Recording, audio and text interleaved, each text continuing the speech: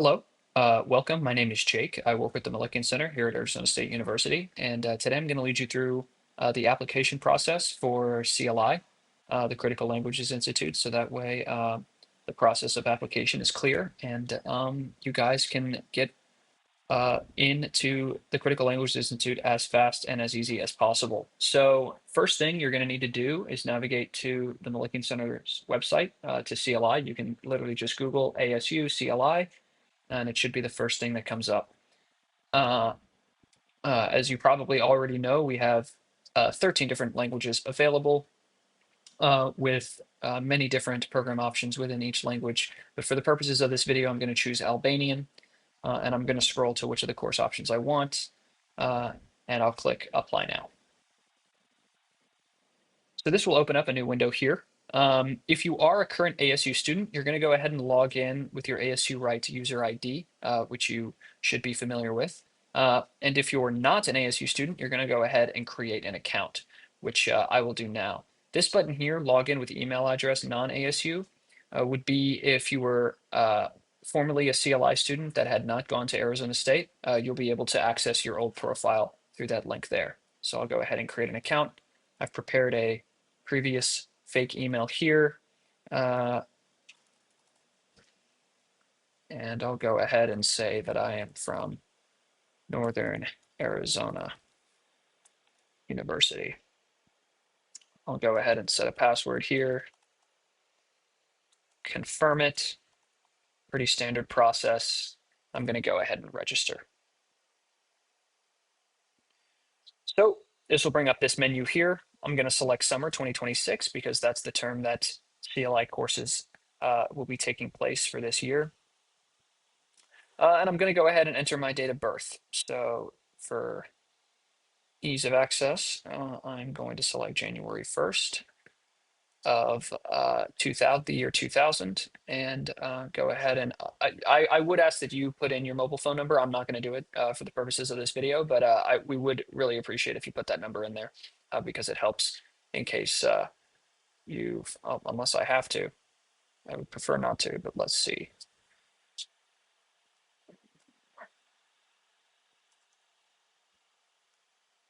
I'll just go ahead and put in a 2, 3.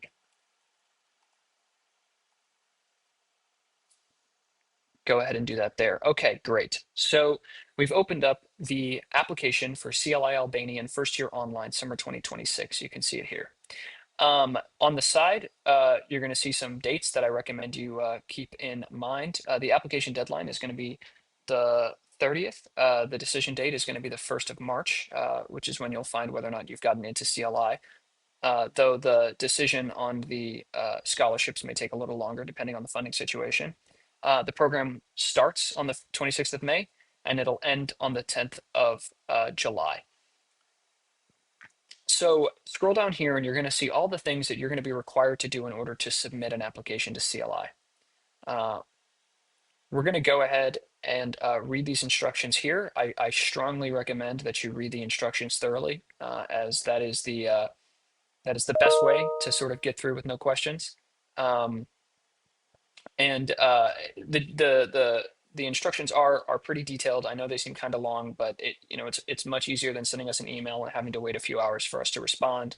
Or if you're doing this at the last minute, the instructions will be there while we might not necessarily be there.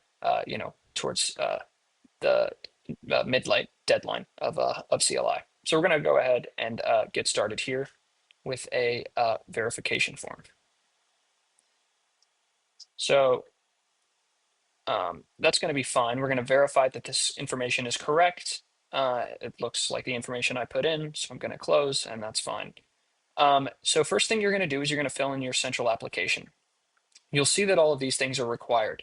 You're going to need a primary email address. Even though that's how you created the account, it is linked with your account. We ask that you re-enter it here, and an alternate email address. This is also extremely important because oftentimes people will give us a student address that is no longer accessible after they graduate, or perhaps blocks emails from us because it thinks that it's spam.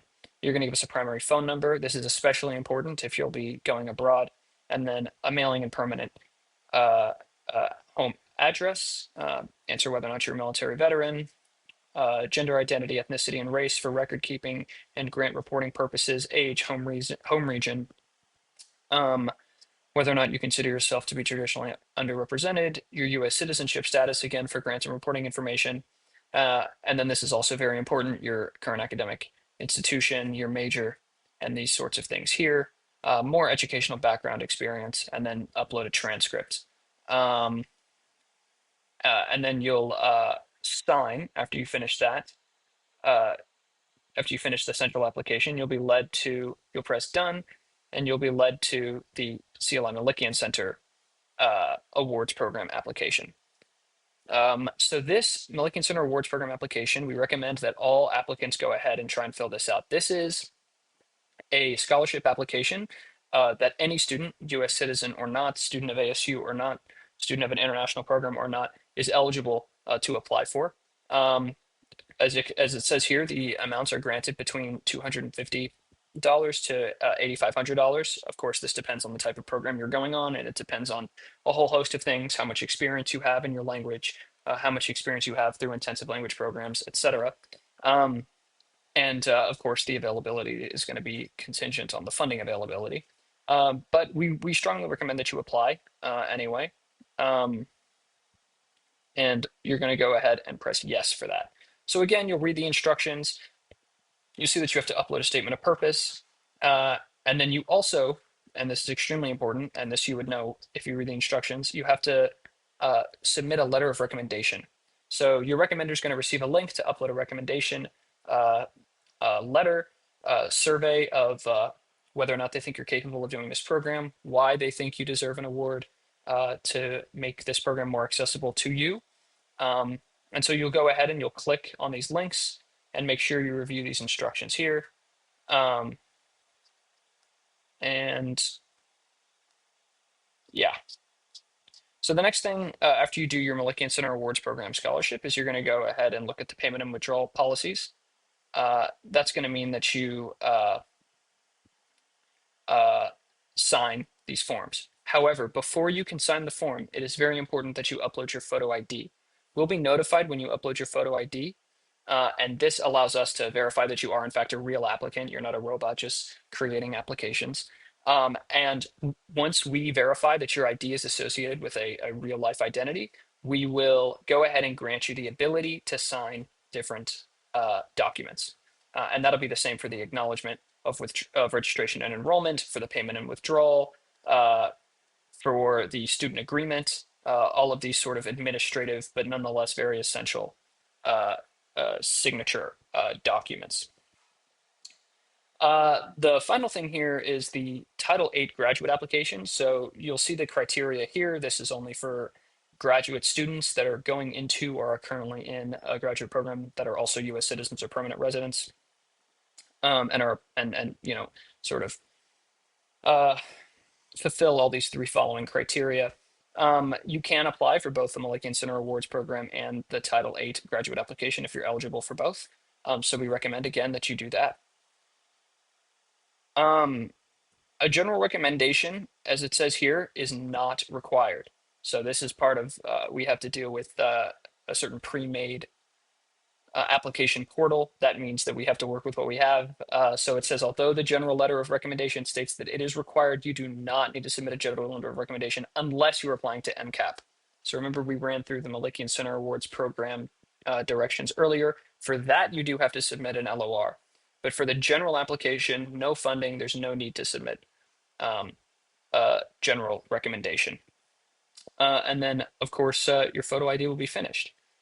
As you sort of fill out these different things, and as you submit these different things, a little circle will pop up here and it'll say 1 out of 7. You can see that there are 7 undone requirements, and it'll slowly close the circle.